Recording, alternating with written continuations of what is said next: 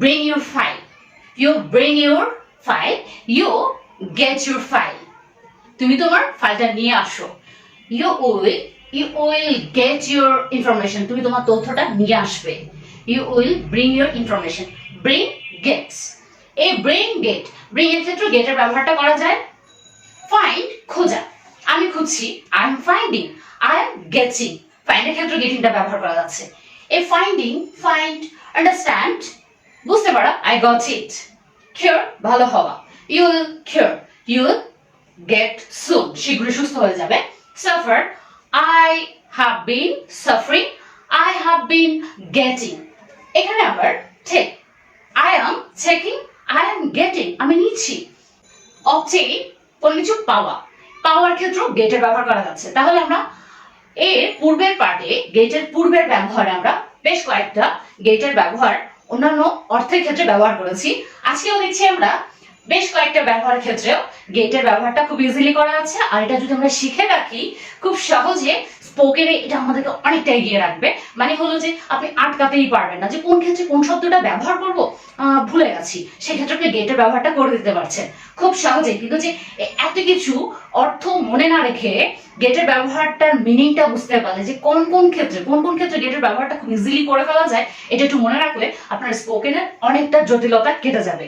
English হলো একটা টিপসের মাধ্যমে যদি আপনি কৌশলটা অ্যাপ্লাই করেন, নিতে পারেন, ব্যবহারটা সহজ হয়, মনে রাখাটাও সহজ হয় এবং স্পোকেনটা খুব কনফিডেন্সলি আপনার থেকে বের হবে।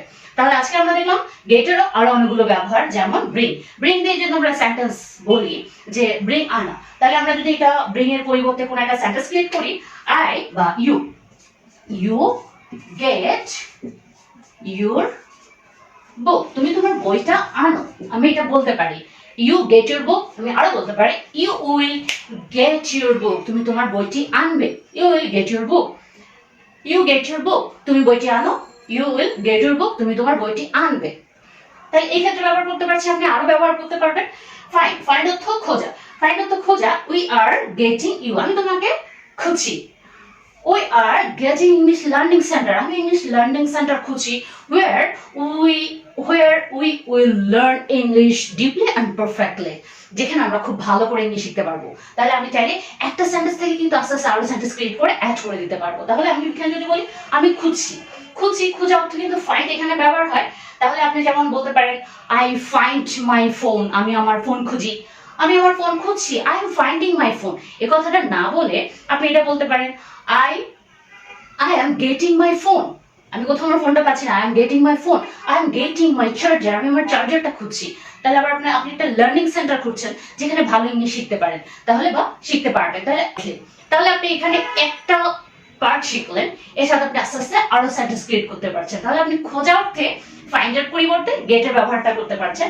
দেখুন আমি কিন্তু একটা সেন্টেন্স থেকে আরো অনেক সেন্টেন্স ব্যবহার করে দেখাচ্ছি, আপনারা নিজেরা একটা ব্যবহার থেকে বাসায় আরো ব্যবহারটা করবেন। তাহলে আমি খুঁজছি, খোঁজা অর্থে we are getting you বা I am getting you। we are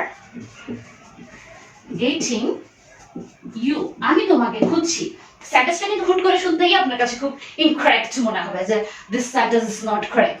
এখানে we are getting, আমি তোমাকে খুঁজছি, we are getting my phone, we are getting my charger, আমি আমার চার্জারটা খুঁজছি। তাহলে এখানে খোঁজা অর্থে আমি find এর পরিবর্তে get এর ব্যবহারটা করতে পারছি। understand খুব সহজ, I understand you, আমি তোমাকে বুঝি। I got you, আমি তোমাকে বুঝেছিলাম। I get it, বুঝতে পারি, I get it, আমি বুঝতে পারি। I got it, আমি এটা বুঝতে পেরেছিলাম। understand অর্থ, understand এর উল্টো পাশে আপনি গেটটা বসালে আন্ডারস্ট্যান্ড এর মানেটার পরিবর্তে আপনি গেটটা বোঝাতে পারছেন, গেটটা বসাতে পারছেন। তাহলে আন্ডারস্ট্যান্ড এর পরিবর্তে আপনি গেটের ব্যবহারটা করতে পারছেন। I understand you, I get you, বুঝতে পারি। I will understand you, আমি তোমাকে বুঝতে পারবো। I will got you, I got it, আমি এটা বুঝতে পেরেছিলাম। I got it। আবার I understand, I understood it, আমি এটা বুঝতে পেরেছিলাম। এটার পরিবর্তে আপনি গেটের ব্যবহারটা খুব সহজে করতে পারছেন। তাহলে দেখা যাক আমরা যদি এখানে গেটের ব্যবহারটা করি, আবার আমরা বলি ডু ইউ আন্ডারস্ট্যান্ড, তুমি কি বুঝতে পারো? ডু ইউ গেট ইট, তুমি এটা বুঝতে পারো? ডু ইউ গেট ইট, এভাবে প্রশ্নটা আমরা করতে পারি। তাহলে আমরা এটা বলি প্রশ্ন দিয়ে করি, আমরা ডু ইউ গেট ইট, তুমি এটা বুঝতে পারো? আমি এটা লিখতে পারবো I get it, আমি এটা বুঝতে পারি। I got it, আমি এটা বুঝতে পেরেছিলাম। তাহলে এখানে আমরা ব্রিং, ফাইন্ড, আন্ডারস্ট্যান্ড এর পরে আমরা এখানে পাচ্ছি কিওর, ভালো হওয়া। তুমি খুব শীঘ্রই ভালো হয়ে যাবে, তুমি খুব শীঘ্রই ভালো হয়ে যাবে। I hope you get well soon, I hope you will get, I hope you will get you soon, খুব তাড়াতাড়ি তুমি ভালো হয়ে যাবে। চিন্তা করো না, ডোন্ট ওয়ারি, ডোন্ট ওয়ারি, হ্যাঁ একদম চিন্তা করো না, তুমি খুব তাড়াতাড়ি ভালো হয়ে যাবে। তাহলে তাড়াতাড়ি আরোগ্য লাভ করা, ভালো হওয়া, কিওর হওয়া। তাহলে আই হোপ আমরা এখানে লিখতে পারি I hope you will get well soon, I hope